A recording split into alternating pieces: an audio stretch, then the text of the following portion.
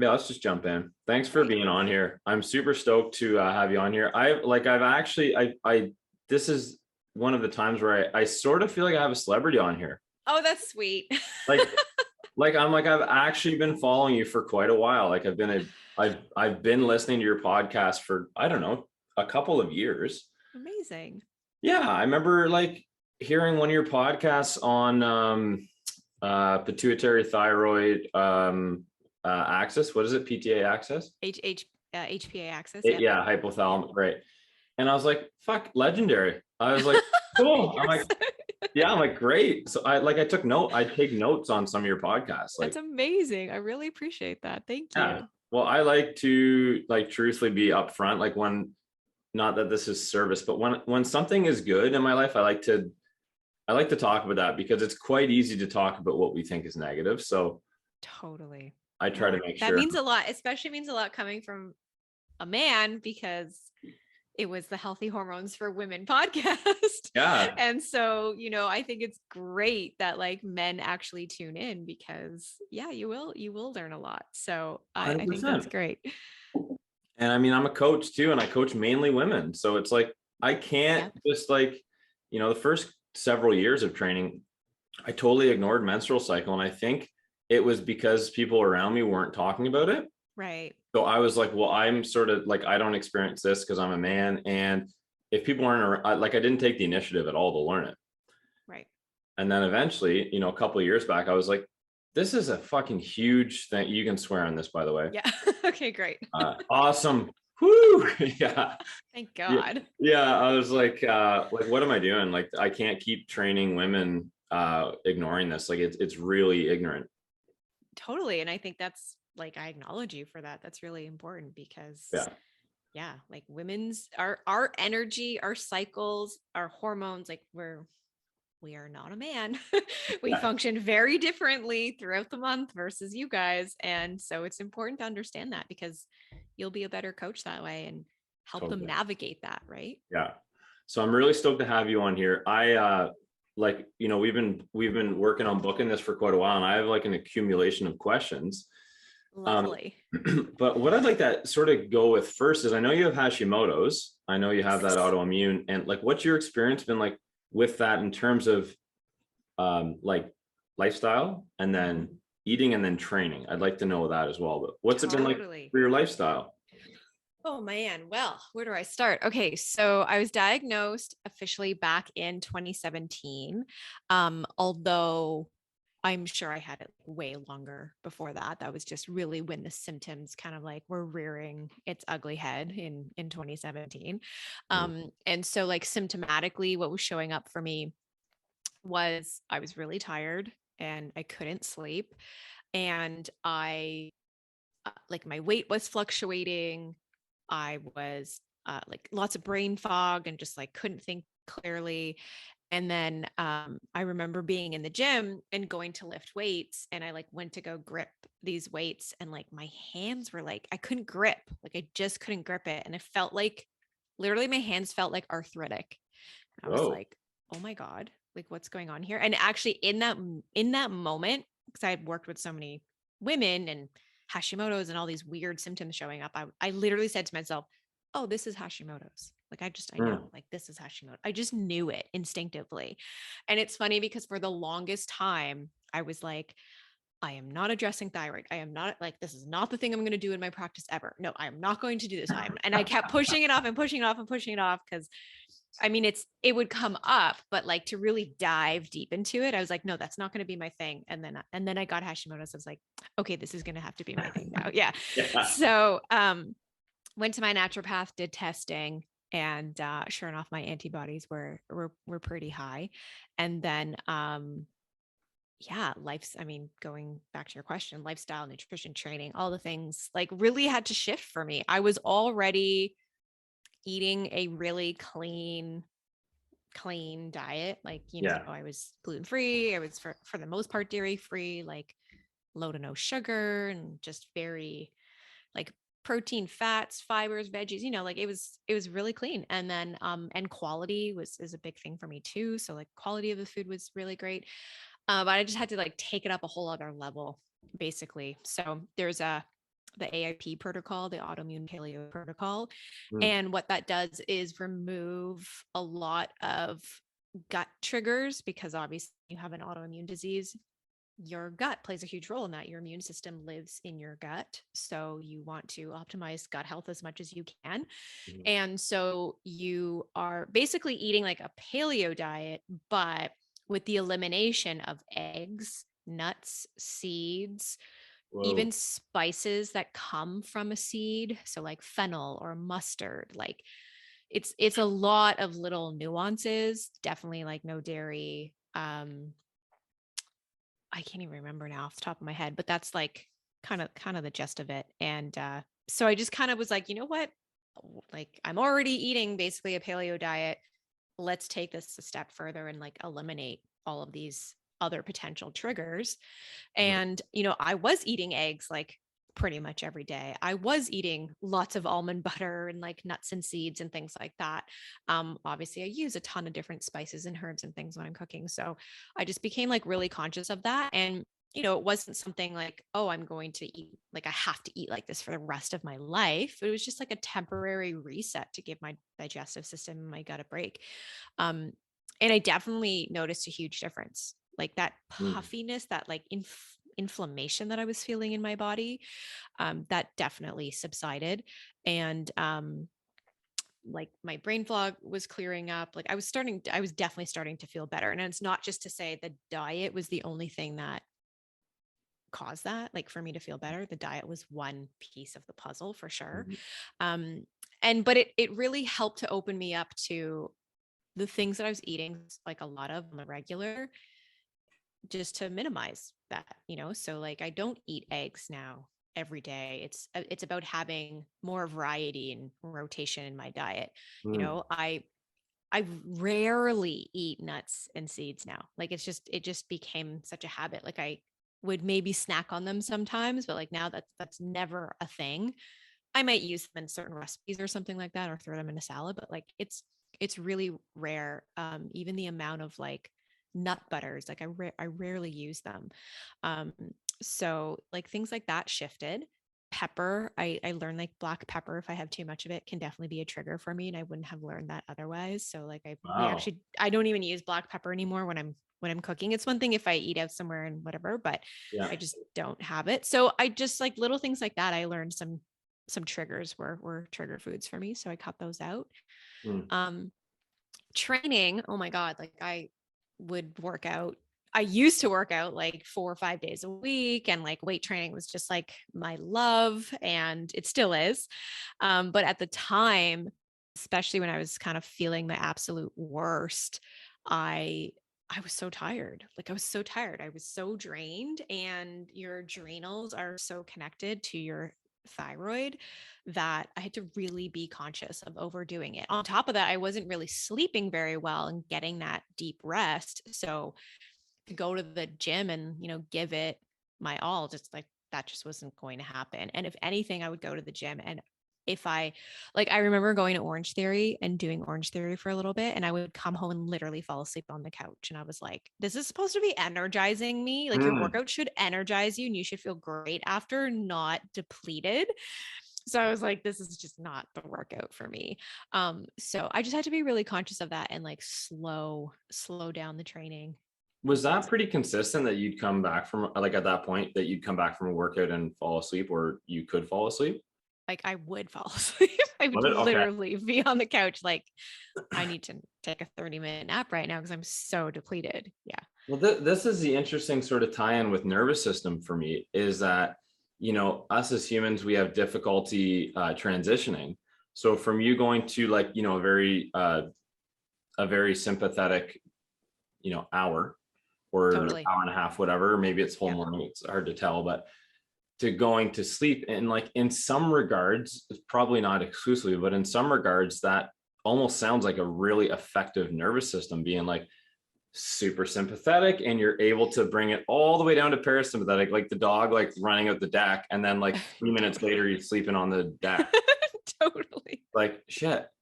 So was that like, did you think about that at all, or was that part of, or you knew it was like other red flags, so that was also a connection? Yeah, it was just and that's a good point. Like, yeah, your dog goes out and like sprints, these bursts of like energy and comes in and falls asleep. Yeah. And that's a great way to look at it. But yeah, your workouts shouldn't be exhausting you. Like they really shouldn't. They're you should feel energized. Sure, you might feel like a bit of this physical fatigue, don't get me wrong, but where you're like, oh my God, I need to nap. Like I physically can't stay awake right now. That's the red flag of like, okay, this Mhm. workout just isn't for you. Yeah. So yeah, I had to be really conscious of just stopping that. So I did. And even when I was going to Orange Theory, I would literally go to the trainer and be like, I'm going to be in the corner doing my own thing. Like, do not come over to me and like push me for time and all this stuff. Like, Yeah. I'm here to like, participate, but I got to do it in the way that feels right for me. Yeah. And even then I was still like, it's hard. It's hard to be in a class like that where everyone's like, Yeah. like pushing and you're trying to like manage your energy output. Like you just can't like, Yeah. I got to keep up. I got like everyone, you're just, it's Yeah. hard. So anyways, it got to a point where I was just like, yeah, no, this isn't the workout for me. And so I stopped, and then I would weight train, but I would just weight train slowly. Mm. Like it wasn't about beating time or like rushing through it. I was just like, I'm going to train, but I'm going to like move slow and give myself enough time between my sets.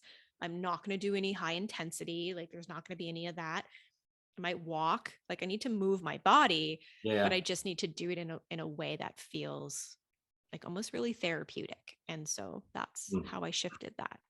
Yeah, I really appreciate you bringing this up because obviously you're an intuitive person. You've been coaching for a long time and you've been paying attention to your own body and mindset for a long time. For sure. I think that that's pretty important to hear about how you went about training, how you went about changing that. Because I mean, I still hear, and I think I would almost put this under the bucket of like fitness myths or training myths is like, the more you sweat, the better the workout. Like I still hear that. And I'm Right. sure you maybe do too, but it's like, no, like you could sweat, sit in a sauna or like go out on a hot day. That's not a good workout. You're standing. Right. And then I also hear people still, and I mean, there's a lot of misinformation and there's a lot of information. So there's no blame with this. I'm glad that you're bringing it up because again, part of the coin is like, folks thinking that if they're not drained after their workout, then they didn't work hard enough. And then there's a whole lot of like self-image maybe even associated with that. So Totally. it's like this deep rooted thing. Yep. It's true. So that's super cool about that. Like, one thing that stood out to me about what you said originally in terms of maybe like under the lifestyle category is that you felt puffy, you Mm-hmm. felt inflammation.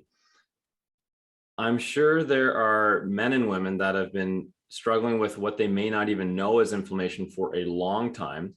Right. Do you have any like um, somatic tips or anything for people to tune into what inflammation might feel like? Yeah. I mean, it can feel so different for everybody. Um, if you are dealing, like I find like one of the things I often hear when people start like getting older and aging is like the arthritic pain, right? Like just their joints. That's Mhm. often the number one place that people really start to feel it is their joints. So paying attention to that for sure, that's going to be huge. But also like blood markers are really important because I think what happens is we're like, oh yeah, I feel fine, but there's things that's going under or like behind the radar that like you wouldn't know other unless you did blood work. So like checking your high sensitivity CRP because that's like one of Mm. the most important tests for checking inflammation in the body, because the higher your CRP, the higher risk of heart disease and cancer and diabetes. So that's something you really want to be checking. But like you wouldn't know that, like you wouldn't know unless Right. you checked, right? Like sometimes we just don't know these things. So until the symptoms really start to show up, where it's like you feel this debilitating pain and 40 pounds just came on, and like, like when you really start to see those things, for sure, then that's maybe when we start to take it more seriously. But sometimes this stuff is like, it's just these little whispers that your body is giving you, like the brain fog, like the 5 pounds of weight gain, like the constipation, like the cycle changes, the constant headaches for migraines, like the stuff where you might be like, man, this is pretty normal. It's just like a little whisper to like, hey, pay attention to me. Something's off here. But because we feel fine for the most part, we don't really think it's a serious thing. So like, you're testing your CRP would be really important. Your HS CRP or high sensitivity CRP. Right. And Yeah. then testing like blood pressure and cholesterol. I mean, cholesterol is it's I don't think that it's actually a really bad thing. Cholesterol is actually a really good thing. And so cholesterol, if your cholesterol is high, it's actually more likely that it's sugar and high carbs that's causing more of an issue, not you eating organic eggs and avocado and things like that. Like, Mm. so, and then you go on a statin, on a cholesterol lowering drug, and that depletes like minerals and coenzyme Q10, which actually protects your heart. And it's just like a whole thing. Right. But, just if your cholesterol is high, there's probably simple dietary tweaks you can make.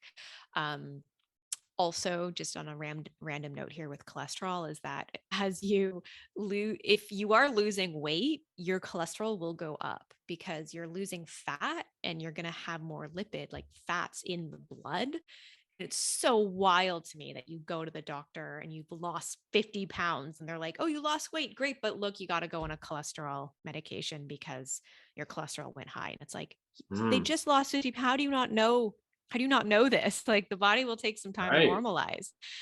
Um, so yeah, testing those markers could be really important for sure. So like, cholesterol, high blood pressure, CRP, your insulin as well, your fasting glucose, things like that. That could all be really important too. Just looking at those things, because again, you don't really symptomatically feel it, but it could be something that's going on behind the scenes. So for a client that you might have that we would, maybe consider like a little bit more general, like not necessarily autoimmune issues or anything like that. Mhm. How, like, do you still recommend getting their blood tested? And if so, how I do. often, and like how does that process work? Yeah. So mainly with our clients, and our program that we run, the Hormone Solution Program, we are running hormone testing. That's really what we're doing. So whether they have autoimmune or not, or, they're just coming to us for, quote unquote, general health. I would say that most women who are coming to us, there is something going on. There's either like burnout or weight gain or cycle issues or infertility or menopause symptoms. Like, there's something that's going on there. And so we always run hormone testing. And I think that's really valuable because we run the Dutch test, which is different than like going to your doctor and just testing like serum, like blood. Because with the Dutch test, it's a urine test. So you're actually peeing on these strips over like a 12-hour period. Mm. And with urine, you can actually see hormone metabolites, which you can't see through serum. So, for example, your estrogen, you don't just have one estrogen in the body, you have multiple types of estrogen. You have some that are very protective, you have some that can be a little bit more problematic, and you can actually see those on the Dutch test versus serum testing. So it's really important because you can see like, oh, is your 4-hydroxyestrogen high? Because if it is high, that can actually be very indicative of things like breast cancer and ovarian cancer over time. So we Mm. want to find ways to lower that and detox that. Is your good protective estrogen high enough? If not, well, let's, find ways to boost that up. So you can do all that with the Dutch test and see that more clearly, and you just can't see that with serum testing. Mm. So we like to do hormone testing, and then we do a hair mineral analysis test, which is really powerful because minerals are the spark plugs in your cells, and if you don't have those minerals, you will really start to feel really depleted, and like that true healing that you're looking for, it's just really not going to happen. So we really like to do the mineral. We do the mineral analysis with the hormone testing, and that gives us a really, really clear picture. And then, of course, running like a general metabolic panel that includes things like your cholesterol and liver enzymes and, iron and red blood cell and white blood, like that kind of stuff. That's great to run as well. That just can give you some general ideas of what's kind of going on there. So Like, can you go do ahead. that through urine as well, or is that a blood test? The metabolic panel is a blood test. Yeah. Yeah. Yeah. Just like So, a tip. Basically, it's like a CBC, your complete blood count. okay. Yeah, for the most part. And then cholesterol we add on there. Thyroid can only be done through blood. So that's another big one that we often run because most doctors only test TSH, which is your thyroid Right. stimulating hormone. And that's included typically on the metabolic panel, but it's just one piece of the thyroid. Like it doesn't show you enough to really get in there and go about like true healing. So you want a full thyroid panel that tests like your T4 and your T3 and your reverse T3 and your antibodies. That's really what you want to look at. Right. Yeah. I know you've talked about this, like, well, I mean, you talk about thyroid a lot. Clearly it's a huge issue, but like, I would love you to break. I would love, I think you're great regardless. I don't usually tell guests that I love them. It's a bit early. I appreciate it. I was gonna say, like, break down, if you can, the difference between the thyroid panel. You talked about the different hormones, but like, why is that better than just checking for TSH? For sure. So your thyroid stimulating hormone is just one piece of the thyroid puzzle, right? So, and nothing really exists in isolation. We want to look at the whole piece, right? So we want to be looking at free T4, free T3. Your free T3 is actually your active thyroid hormone. Like that's the one that's really doing the job. So the fact that doctors don't even look at that, it's like that's your thyroid hormone. That's where the metabolic energy is going to come from. It's going to come from T3. Like why wouldn't you test that? So that's really what we want to look at, because if that's really low, well, then we know like something really is going on with the thyroid. Your T4 converts to T3. And so if that is really low, that can also be an indication of things like basically you need magnesium, you need zinc, you need copper, you need, a whole bunch of minerals to really, selenium to really help with that T4 to T3 conversion. Mm-hmm. So that's important to look at those, my dog's making noise over there, to look at those labs, because then you can address mineral deficiencies, which will improve that thyroid conversion. And that in turn will boost that thyroid hormone, and then in turn support your thyroid stimulating hormone. So it all works together. Your reverse T3 is kind of like a storage. So if that's really, really high, we know that you're not actually getting enough of your real T3, of your real hormone. And it's almost like being stored because your body is in like burnout essentially. When I see that reverse T3 is high, it often shows me that there's a lot of underlying adrenal issues going on that needs to be addressed. And then your antibodies are really important, your anti-TG and your anti-TPO. So those are basically about 95% of women that have thyroid issues, it's actually due to autoimmune Hashimoto's. So because it's pretty significant. So we want to make sure we test those antibodies because those stats are pretty high. Let's rule out autoimmune. Yeah. And so testing those antibodies is really important, because then it really shifts the picture from, okay, yes, there's this low thyroid issue going on, but there's also an autoimmune issue going on. So how you would work with that is very different than just addressing the thyroid. And then even with the autoimmune picture, what happens is people are still just addressing the thyroid. They're not addressing the autoimmune. And, you need to address both to really heal the thyroid. Yeah. Oh, that's really interesting. I do have some clients, 2 clients with Hashimoto's right now. And I think what was interesting about what you said at the beginning was talking about how, you know, people generally come to you for, and you talked about the span of sort of the symptoms. And it's like, I'm like, I know most people I know have those issues, right? Right. Yeah. So I'm like, we're really opening up into like, where is our health at as a society? Yes. Mic drop, headphone drop. It's all Boom. over. That's, Totally.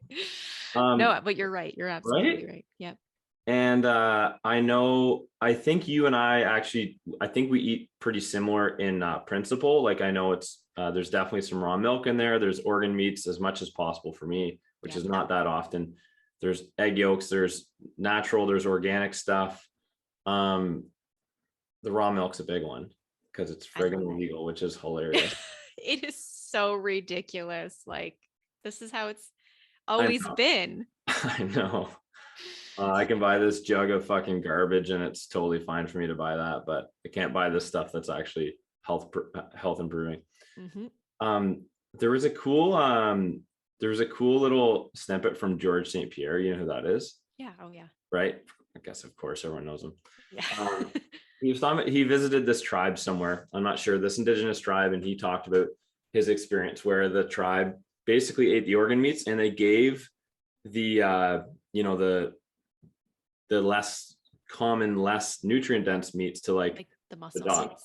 the muscle meats. And it's funny because like in our culture, those are what we eat and we don't eat the organ meats as a Yeah. whole, right? It's the opposite. And I'm like, when did we as a culture, this is a little bit general, but when did we as a culture start to shift away from like what's healthy in food? I know. It's like, it's brutal. Like, It is. It's so wild. I mean, it's marketing.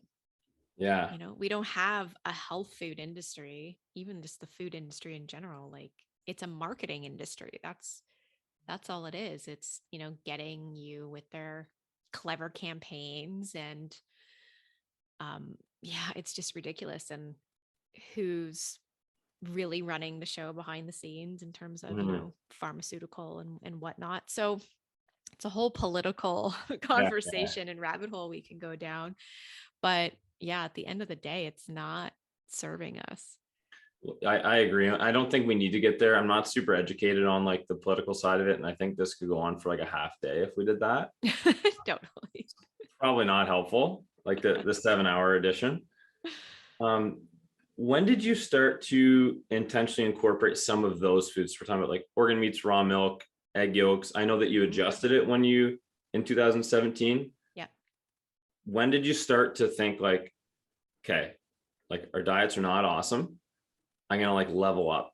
And I know it's probably been like 17 segments of that, but Yeah, when totally. is there a time where you're like, okay, I need to, like, I'm not incorporating these foods into my lifestyle or into my palate, like I need to Mhm. start doing that? Yeah. So I would say, um, like eggs have always been a part of my diet. They just, and like I mentioned earlier, instead of eating them every day, I was just being more conscious of spreading it out Mhm. over the week. And then I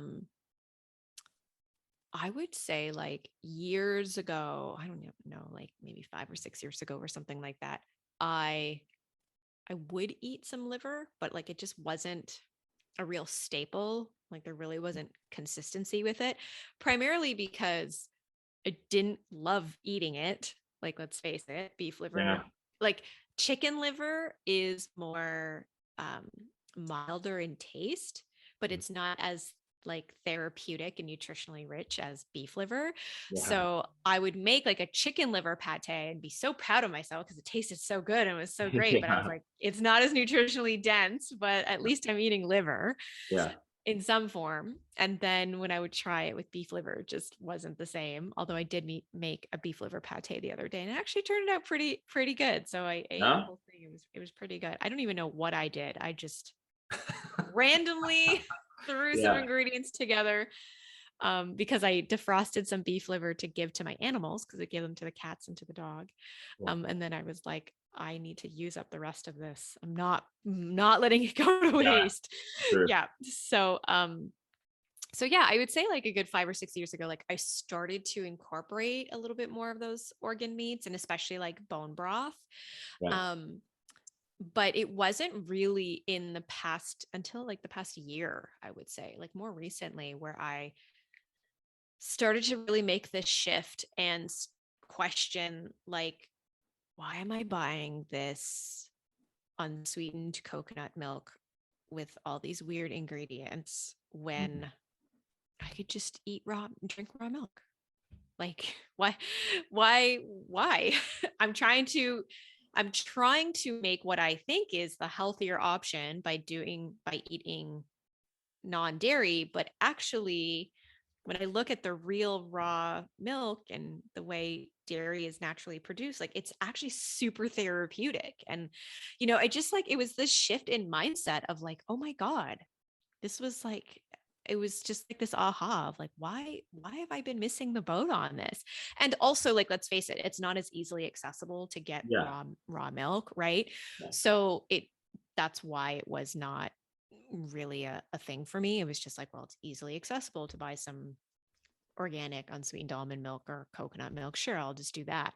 Um, but then when I was like, no, I need to get out there and actually research where I can get some raw milk. And then I ended up having a friend who gets some and now brings it to me basically like every 2 weeks.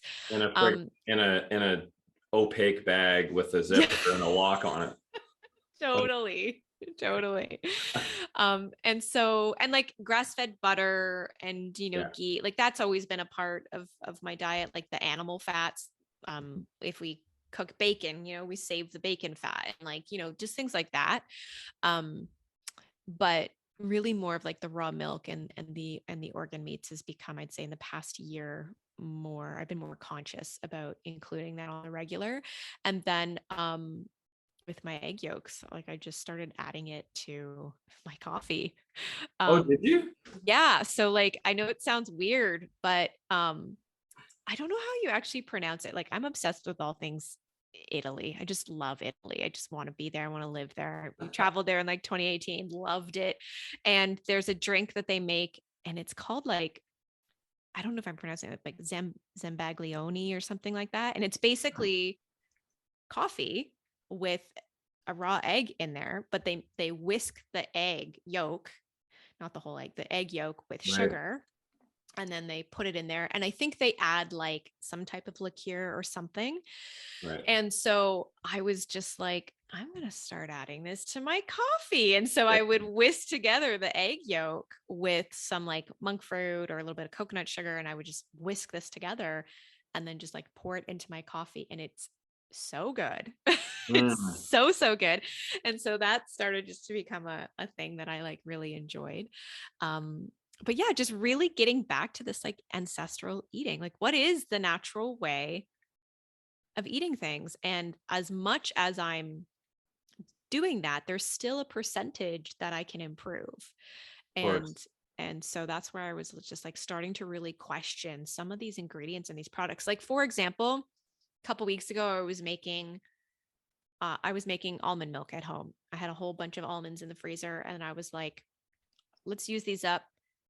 Almonds, a dash of sea salt, maple syrup, and water. Like, and then I go to the store and it's like all these weird gums and all these weird ingredients. I'm just like, no, never again. Like I'm not buying this ever again. I'm gonna make it at home and I'm gonna also have the raw milk. Totally. And what's funny about almond milk is you look at the carton and there's like no fat in it. You're like, how many friggin' almonds are they using then? Like 3? Like, Totally, this because doesn't it's even all make sense. water. Yeah. It's water with some xanthan gum or whatever. And it's like, Yes, totally. what is in this? It's nothing to do with the label. It's great marketing. It's so true. It's great marketing. Yeah, it's so true. I want to talk I'll pull it back here for a second. It's pretty obvious what like the key pillars are for general health. Like any coach and trainer is going to agree on like sleep, nutrition, and I know that can obviously be a huge spectrum, which is what we've been talking about. For sure. But like some type of fitness or exercise, stress management, lifestyle, whatever the fuck. It's okay to swear in here, I right? love it. Yeah. Just Yeah, I'm like, I don't know. I have like 30 listeners. Like, it doesn't really matter. Like, maybe I have 35. I don't know. I would like to talk about, or I'd like to pick your brain on what happens when, we might have to get specific, but sleep is clearly a huge thing. And most of us are under recovered, blah, blah, blah. There's a host of things that can happen depending on the person. Yep. Absolutely. Rabbit hole. But would you be able to shed some light on like maybe some of the more common correlations with how our hormones are affected if we get like a shit sleep, like 2 to 3 hours sleep versus we're used to 7 or 8 or 9? Yeah, absolutely.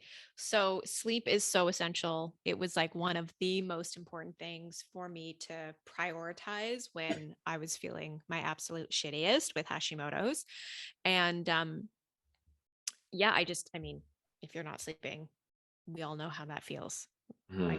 Right? Like just one night of not getting enough sleep, I'm just like, oh, I'm just cranky the next day. Like I'm just off, right? I'm not on my game. And it's one thing if that happens like for one night, but if that were to consistently happen, and like I know that that's the case for so many people, I'm like, I just do not know how you function. I have no idea.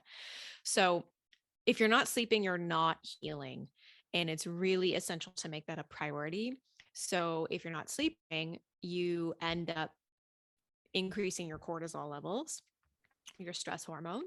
And so your cortisol ends up going up because we often think like cortisol is a bad thing. It gets a bad rap. And like, yeah, ultimately, I mean, if it's too high, that's an issue. If it's too low, that's an issue. We need cortisol to literally be alive. Like you wouldn't be alive if you didn't have it. We just want it in the right range.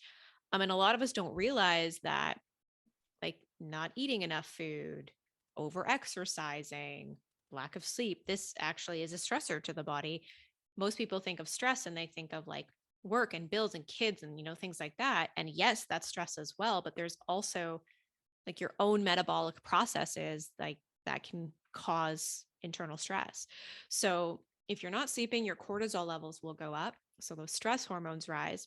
And then your cortisol actually speaks with your insulin. So as the cortisol goes up, your insulin starts to rise.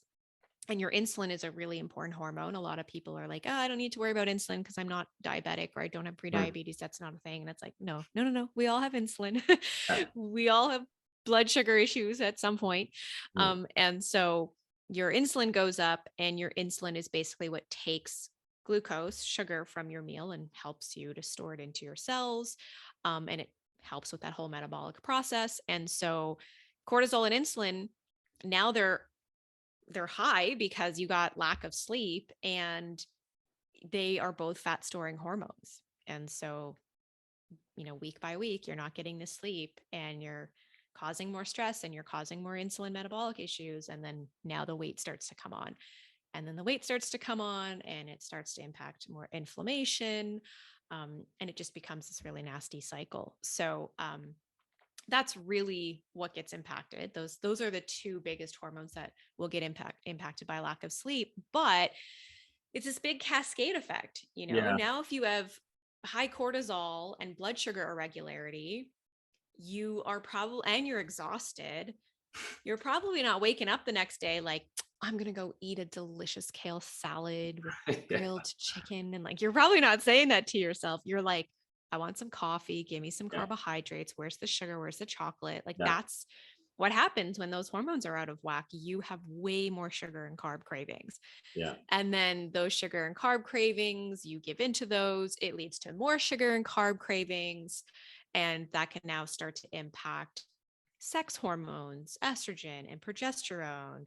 The cortisol starts to impact your thyroid. So your cycle gets impacted, your weight, your energy levels, your body temperature, like it all becomes this cycle where we basically don't think much of it because it's like, oh, I didn't really sleep well. I'm eating a little bit of extra carbs, had that piece of pizza, had the wine, whatever. But like, months go by and you wake up and you're like, I just got hit by like a Mack truck. Like, what happened to me? I don't, what's going on? Right. Where literally and figuratively. Yeah. Basically. Without looking both ways. Yeah. Yeah. Yeah. Yeah. That's a super good point. And I think most people listening to this podcast and yours are pretty health conscious people and probably, on a spectrum of like decently mindful. Right. If there are some other listeners listening to this it sounds like, those things you kind of checked in on, like, I didn't sleep as well. I had some extra carbs. I had this pizza. It's like, I think probably most people wouldn't even be mindful of those changes that they're making because they're probably subconscious, and they may also not know the effect of any of that stuff. So they think it's not important to think about that. Totally. So that's tough. Yep. Yeah, that's tough. It helps to be mindful, eh? It Continue to does. be more mindful. Yeah, it's so true. It's true. I mean, and there's lots of things you can do, like tracking, just track stuff. Like write down what you're eating, what your bowel movements are like, what your water intake has been like. Like if you have this data that you can look at over, 2 or 3 weeks, and then you can go back and be like, oh, like this Yeah, is what's happening. Or like these are the days where I actually felt really great. What happened there? What did you do? yeah, Right? Get some data. This is why also blood work and hormone testing and like that can also be really insightful because it gives you some data to really work off of. yeah. Good point. That's something I've actually never done, is gotten blood work. I don't think I've ever gotten that tested. So Yeah. like, I'm keen to do that as Your someone next that's generally priority healthy. Yeah. for sure. Okay. So you talk about, I want to jump back to thyroid because, women are going to hear this and like, okay, you know what? I'll take your advice. I'm going to go get the thyroid panel. But Sure. commonly doctors don't want to test that. So Very true. um I mean, is it just as simple as saying like, no, I need to get this tested? Totally. It's so important that you become your own health advocate and you demand for these things, like really demand for it. You will probably have to pay for some of it out of pocket, but it's so worth it. So you can again get that data and really know. Um, I just go straight to my naturopath and pay for the whole thing out of pocket because I know what's going to happen if I go to the medical doctor. And I've just been given the runaround and it's just a waste of my time and it's a whole thing. And I'm just like, I'm just going to pay for this out of pocket. So I check my labs now probably about every 5 to 6 months just to stay on top of like antibodies and things like that and what that's looking like. Um, and then there's actually a lot of really great places that I feel like online now, more so in the US, where you can Mhm. order labs like directly to your house and you can just do at home lab testing. I I Oh, that's think cool. I don't know if Let's Get Checked does thyroid. I can't remember. They might. I know they do some other ones, but there's some really great online lab kits that you can now order and just get them straight to your house, do the blood prick, and then send it off. So that's always an option. We have it available for anybody who obviously comes to work with us. Mhm. Like I said, the mineral analysis testing, we do gut testing, thyroid hormones, like we give that all to our clients. And most of those tests are included in our program price, but some of them, if we need to add them on, then it's just an additional, and then they just have to cover it. But the thing that's really important is like it's one thing to get the testing, it's another thing to have it properly interpreted. So like so many women will reach out to me and be like, I want to get I want to get the Dutch test. Okay, cool. Go and get the Dutch test.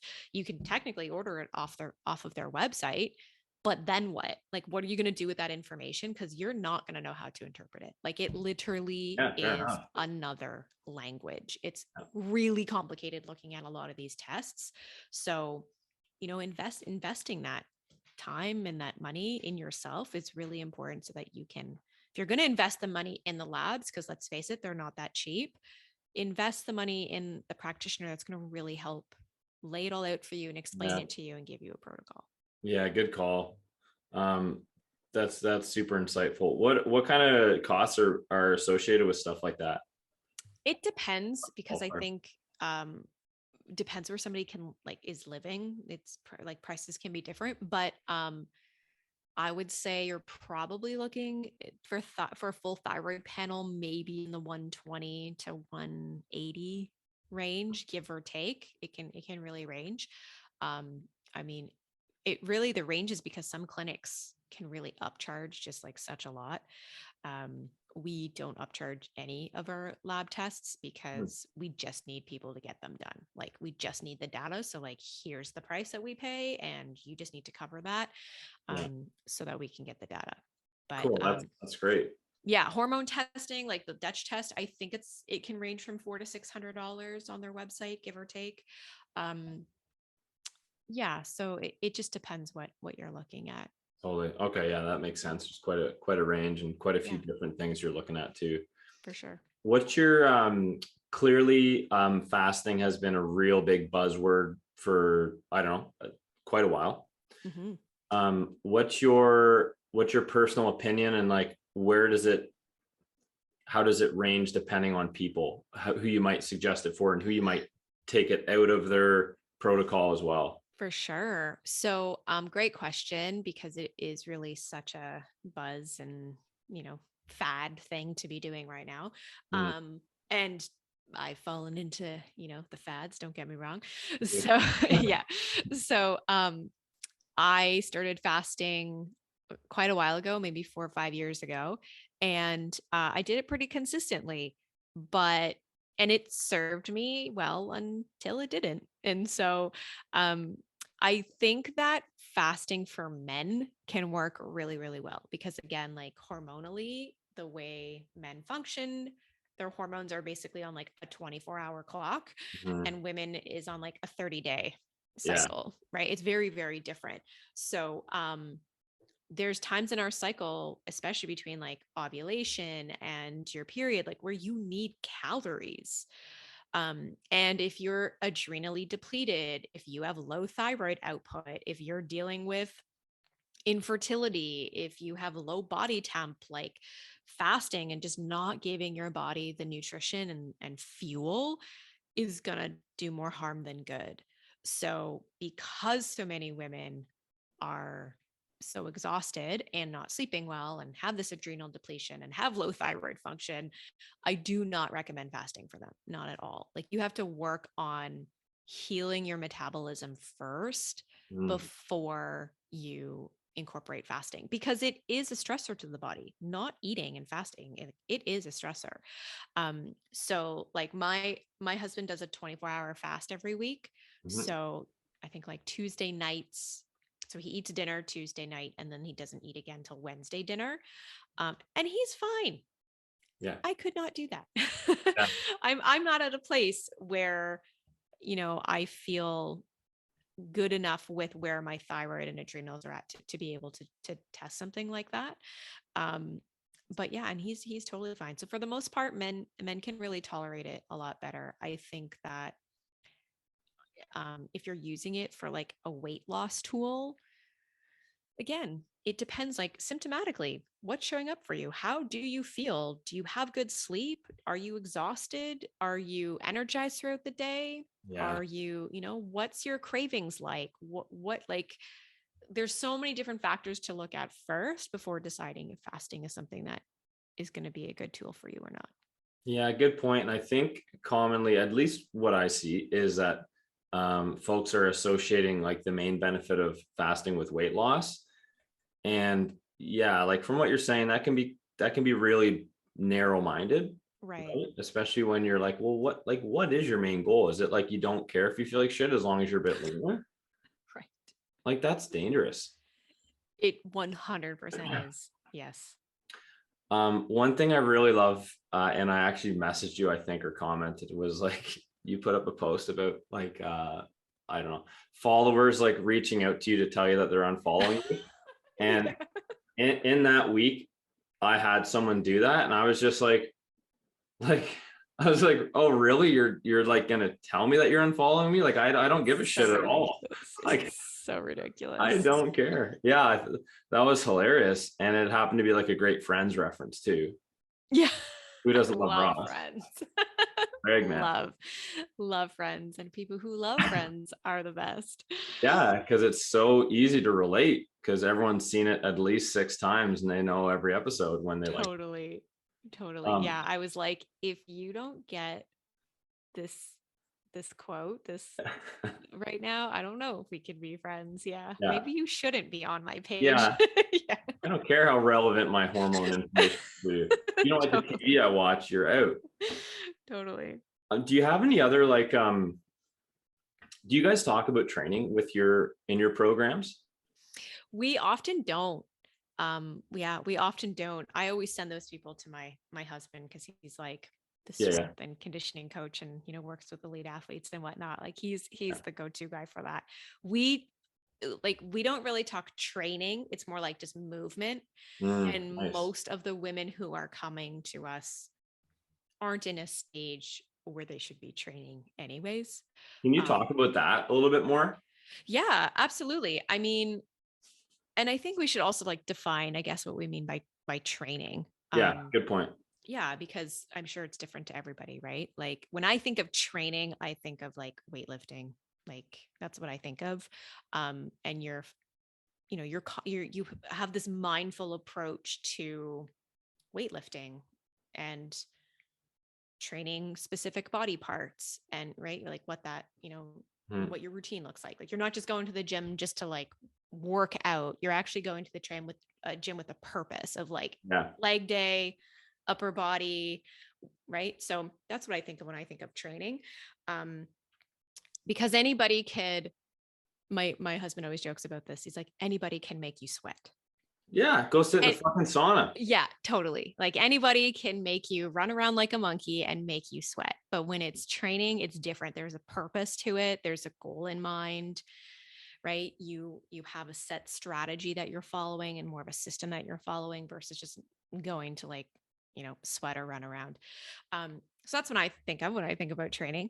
Yeah. Um, and so I think a lot of women that are coming to us primarily are, number one, they've just been exercising their whole life, right? There hasn't been this real um, priority to building any muscle. Um, and they're also in a place where they're so depleted, anyways, that that's what we need to heal first and address first so that they can actually have the energy to even start something like that. Right. So, really, for many of our clients, it's like you need to walk. Yeah. Just commit to like walking every day, 30 minutes, 40 minutes. That's, what's important. Let's just do that. And it's not to say that all the women that come to us are in that place. Mhm. But I also think a lot of women that we work with too have been, like you mentioned earlier, in this mentality of like high intensity training, gotta sweat. Like if I'm not sweating and, pushing and pushing, pushing, then what's the point of moving my body? Right. Yeah. So it's actually helping them to break that cycle. And if you're feeling exhausted and depleting and the weight's not coming off and you're doing high intensity training, it's actually working against you. Yeah. So it's like we need to work on the healing first, and like actually, because basically it's like this type A personality, everything has to be pushed, everything has to go like hard, hard, hard, sweat, sweat, sweat, and Yeah. nothing's actually budging for them, and they are actually feeling worse. So they're in this sympathetic state most of the time. We have to get them to a parasympathetic state and slow down that exercise.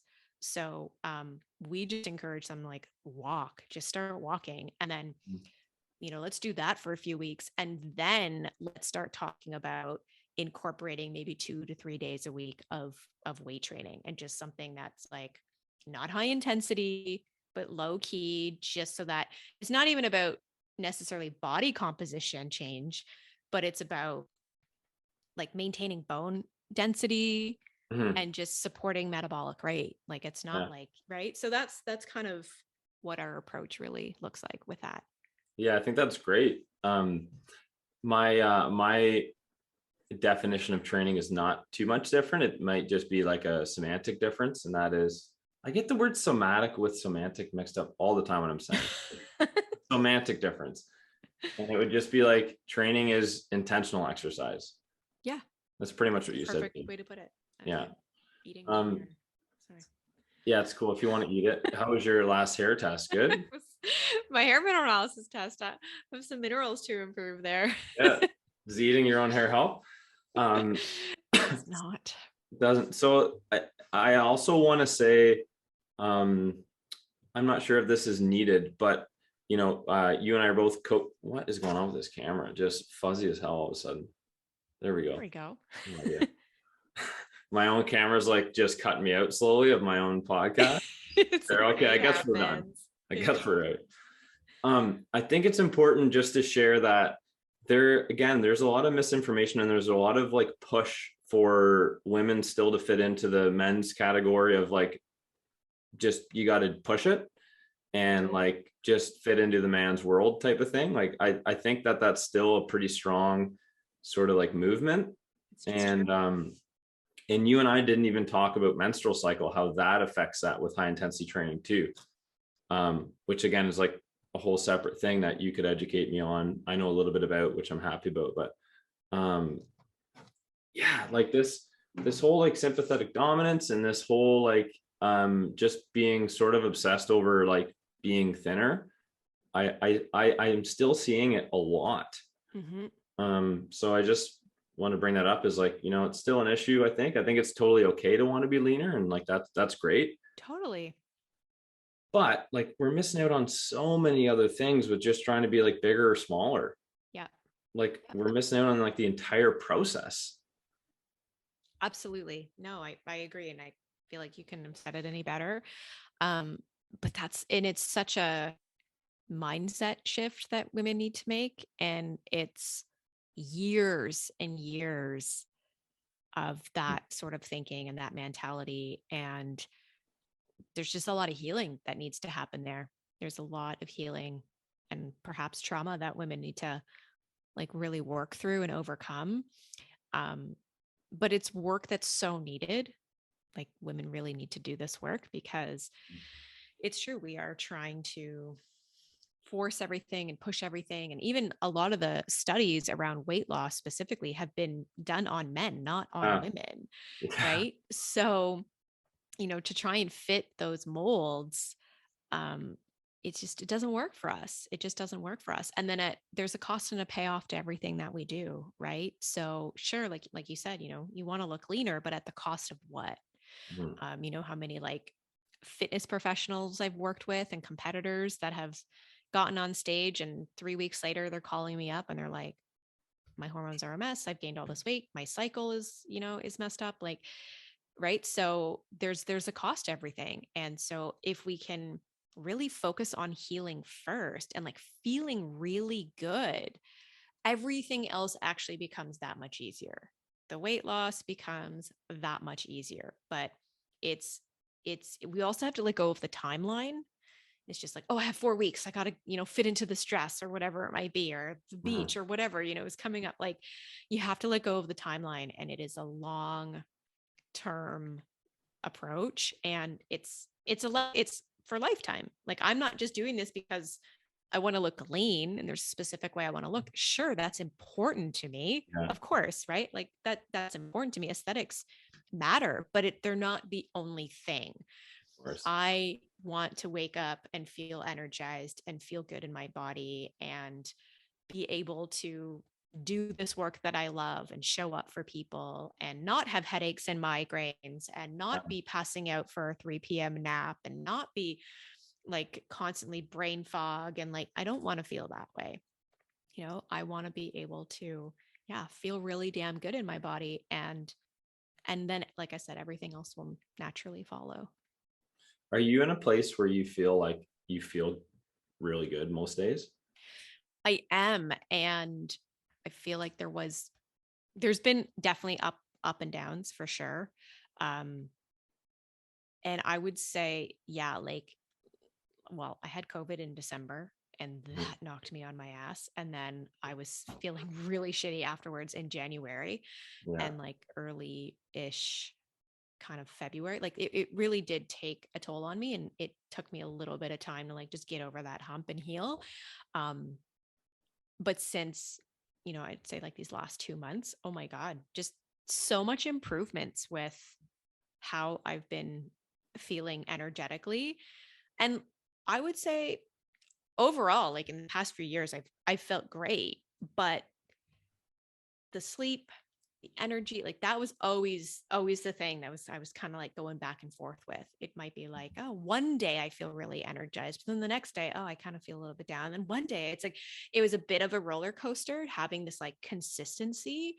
And I think the biggest shifts for me has been like the organ meats, the raw milk, the minerals and the copper, supplementing with beef liver, diving deeper into hormones, eating more regular meals and not actually fasting in the morning. Like I eat within 30 to 60 minutes of waking up, Mhm. hydrating, like just simple little tweaks have actually really moved the needle for me. And it's been like, oh my God, I had like an entire week of actually feeling completely energized and like I can take on the world. Um, Yeah. yeah, but that's been pretty consistent now for a good like 2 months, I would say. I'm really happy to hear that. I had Thanks. that. I think I probably had COVID a little while ago. This has been a weird like month for me where I think I had COVID. I don't get sick super regular, pretty Yep. healthy, try to be Yep. mindful. I think I got COVID before like a week and a half before that. My ex and I both had, or our son had like the, I don't know, 12 to 24-hour flu where Right. he was just like puking in bed. There's nothing worse than a toddler puking in the middle of the night. Of course, that sucks. And then we both got it the next day. And it was like, Samantha, I was like literally, I was literally laying on the kitchen floor, like awake, middle of the day, and like no music, no TV, no, like just laying there like for like 40 minutes at times, being like, I need to get up to the counter. Yeah. Like, I know the right? Like, feeling. oh I my God. totally know the feeling. I can totally relate. Yeah, it definitely took a toll on me and my husband. Um, and thank God I was sick first, and then so he could take care of me, and then he got sick after, and then I could take care of him. Like if we That's were both crucial. sick at the same time, I do not know Oh, how we would have been able to function. Like I couldn't feed myself. I couldn't get up and make food. No one could walk the dog. Like that would not have happened. no, your life would have just Um, fallen apart. I had, yeah. this is like, this is kind of a funny thing. And I personally think, I've never been like really ill, but with small illnesses like that, like I'm pretty grateful. And there's lessons in that, I think too. Totally. But like, it was kind of funny because I was bedridden and then I looked down at this banana I had eaten the day before and I like looked down and there was like half of a banana left and I hadn't finished it in a day. And I was like, holy shit, I've only had half a banana today. Right? Totally. It's like, oh my God, this is crazy. Yep. Yep. Oh my Extreme. God. Totally. It's funny. I like totally lost my appetite. I think I lost like 6 pounds or something that week, Yeah. but I was starving the following week. Like Really? I was so hungry after. I couldn't stop eating. Like it was like just insatiable. Give me food. Maybe because my body just felt so depleted. Mhm. But I also think because I had lost my sense of taste and smell, like You did? it was this weird, I need to eat more food because oh, maybe if I eat this, I can taste it. Or maybe if I eat this, I could smell, Yeah. like it was just this weird thing. Yeah. And I was like, wow, I'm eating a lot right now. Yeah. But the thing I also want to add here too is like, just you asking me about how my energy and how I'm feeling and everything right now. I think that there's often this like misconception that because we're in the health space and because we eat so well and take care of ourselves, like, oh my, we should never feel we should never have any problems or anything like that, right? We should never have symptoms like, and yeah, that's not the case. I mean, we're human beings. And I know for me as like an entrepreneur and running my own business and having a big team, like it's a lot of work. I love what I do, but it's a lot of work. And just that alone can take a real toll. Like, we often don't think how impactful the mental stress can be. And when you have like such a busy brain, Mm. that's sympathetic, And so that's been a big lesson for me of like recognizing how my stress and just day to day things can really take a toll on my body. And so, to say like, oh, I've had 2 months of like really consistent energy, where someone Yeah. might be like, well, shouldn't you have like 10 years of really consistent Yeah. energy? You're a It's like, coach. You're a help. Yeah. yeah, Yeah. it's like, no, it actually can come and go. And Yeah. I'm human too. And things can impact me just as they can anybody else. I think the difference is that I'm super conscious and mindful of like, oh, this didn't work and I need to shift this because, I don't want to feel like that. So Mhm. like I'm very intuitive that way, as I'm sure you are. It's like, no, something's off here. Okay, what's the next step? What am I doing to shift this? Right. So Yeah, that's a great, like, vulnerable, honest point. I think that's a really good way to wrap it up for sure. awesome. Yeah. Thanks. I really appreciate you being on here. We'll talk again soon too. Yes. Thank you so much for having me. It was great.